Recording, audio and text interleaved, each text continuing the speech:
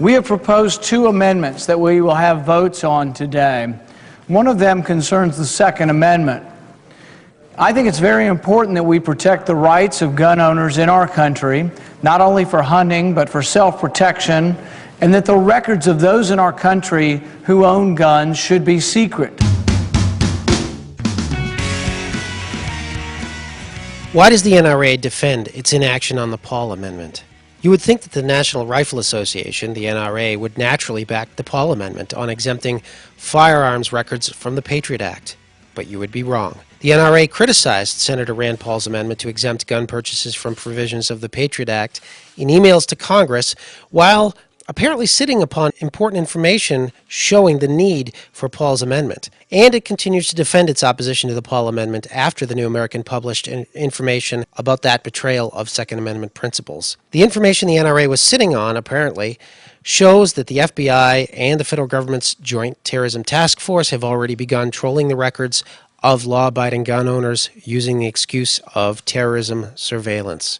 The flyers, which the NRA had received from gun shops and gun ranges in the Salt Lake City, Utah, and the New Haven, Connecticut areas, contained demands that gun clubs and gun shops submit law-abiding gun owners' information to the federal government. The flyers demanded that gun information be proffered up to the FBI's Terrorism Joint Task Force if a gun buyer had, quote, altered appearance from visit to visit, beard shaved off, hair color changed, etc., or insist upon paying with cash, or, quote, had made racist or religious extremist statements, or issued vague or cryptic warnings.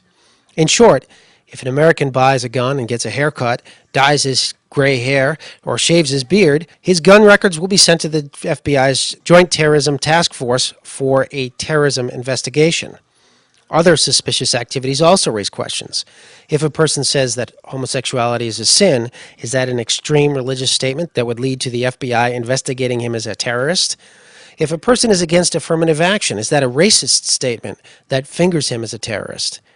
The FBI flyer clearly stated that just because the gun owner was an innocent law-abiding citizen, that was no excuse for a gun shop not to send the gun records to the FBI. Quote, some of the activities taken individually could be innocent and must be examined by law enforcement professionals, the flyer demanded. The NRA seems untroubled by such flyers demanding that gun shops give the FBI records on lawful gun owners, and in fact seems to support them.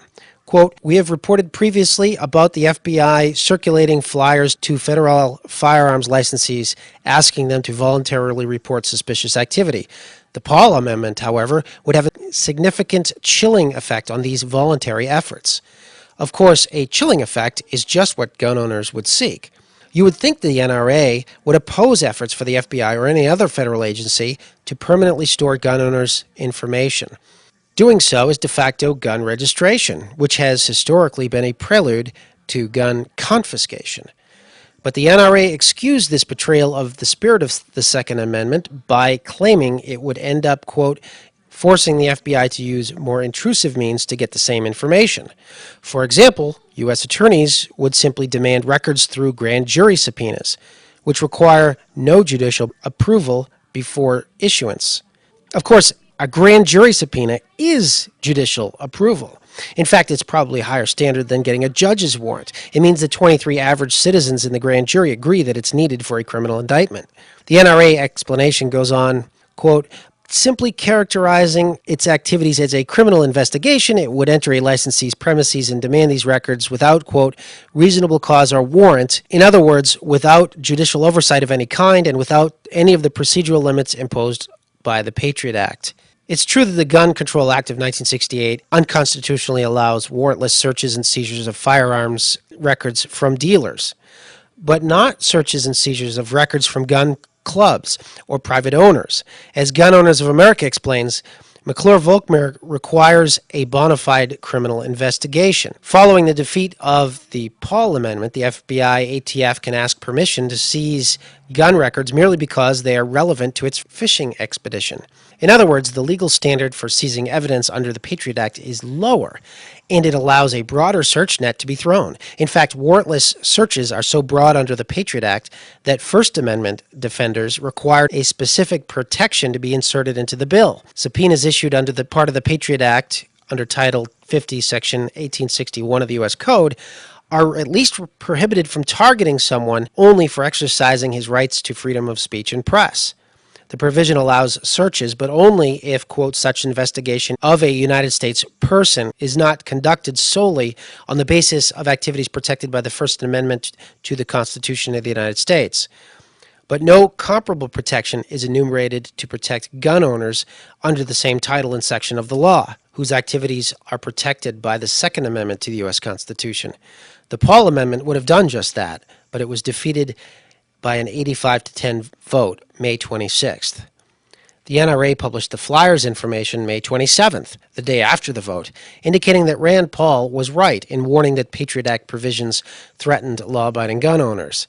Investigating law-abiding gun owners as terrorists may be just what President Obama recently told Sarah and Jim Brady back on March 30th.